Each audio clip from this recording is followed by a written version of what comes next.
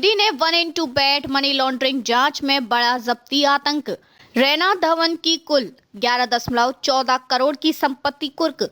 Network में सैकड़ों खच्चर खाते और विदेशी ब्रांडिंग का रेशिया खुला। प्रवर्तन निदेशालय ईडी ने गुरुवार को ऑनलाइन सट्टेबाजी प्लेटफॉर्म XBet से जुड़े मनी लॉन्ड्रिंग मामलों में पूर्व भारतीय क्रिकेटरों सुरेश रैना और शिखर धवन की कुल 11.14 करोड़ मूल्य की चल और अचल संपत्ति कुर्क कर ली है।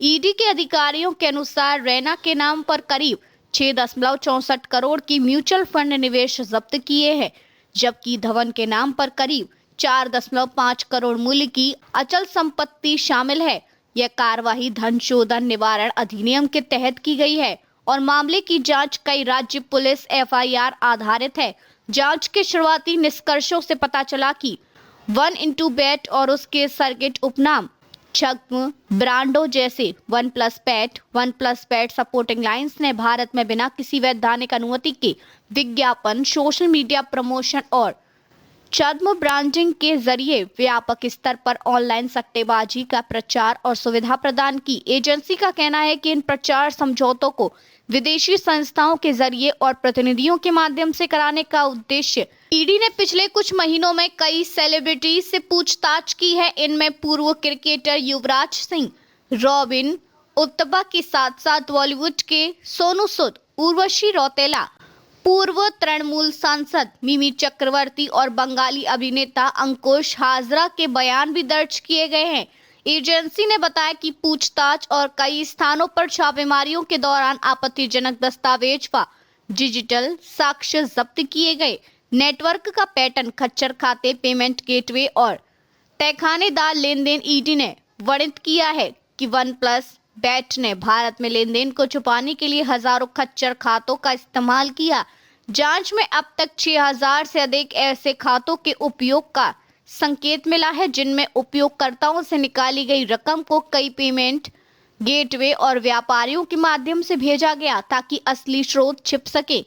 एजेंसी ने 4 पेमेंट गेटवे पर छापेमारी की और उनसे जुड़े 60 से अधिक बैंक खातों को फ्रीज कर दिया गया। अब तक 4 करोड़ रुपए से अधिक राशि फ्रीज की जा चुकी है। ईडी अधिकारियों का कहना है कि व्यापारी प्रोफाइल की पड़ताल से पता चला है कि घोषित व्यवसायिक गतिविधि और लेनदेन पैटर्न मेल नहीं खाते, जिससे इस पूरे जाल में 1000 करोड़ प्लस तक के शोधन संकेत मिलते हैं। OnePlusBet का अंतर्राष्ट्रीय आधार और भारत फोकस्ड रणनीति क्या सुझाता है? मीडिया रिपोर्टिंग का बड़ा तस्वीर नक्शा।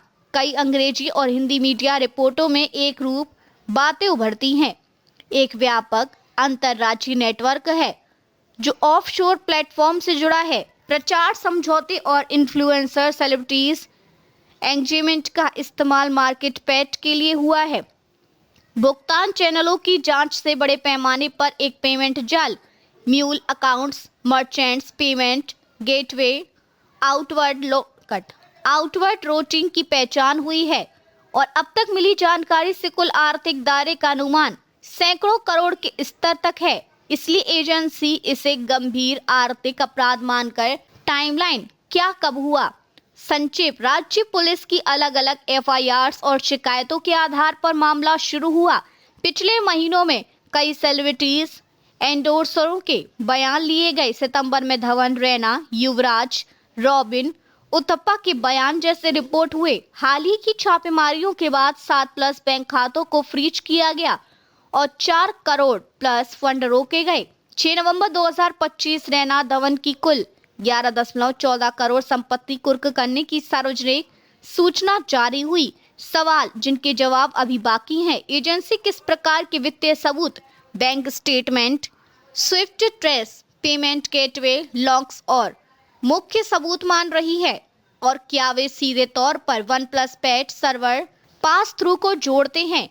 यह कागजात आधारित और तकनीकी पूछताछ पर निर्भर है। जिन सेलिब्रिटीज के बयान लिए गए हैं, क्या उनमें से किसी पर तत्काल आपराधिक आरोप लगाए जाएंगे या एजेंसी पहले संपत्ति को संलग्न रखकर आगे की कानूनी प्रक्रिया पूरी करेगी? यह जाल कितना बड़ा है? प्रारंभिक मीडिया रिपोर्ट्स में सैकड़ों करोड़ का अनुमान है, पर यह ठीक कितनी रकम और किन किन प्रभावों से जुड़ा है, इसकी पुष्टि कदम बाय कदम जांच में सामने आएगी। निष्कर्ष, क्यों ये मामला अहम है? ये केवल 2 पूर्व खिलाड़ियों की संपत्ति कुर्क होने का मामला नहीं है। जांच ने ऑनलाइन सट्टेबाजी इकोसिस्टम, उसकी छद्म ब्रांडिंग, मनी मूलिंग की संरचना, मल्टी लेयरिंग म्यूल्स अकाउंट्स, अपरिपक्व केवाईसी वाले पेमेंट गेटवे और सेलिब्रिटी एंडोर्समेंट के माध्यम से वैधता का आवरण कैसे तैयार किया जाता है, इस पर बड़ा प्रकाश डाला है।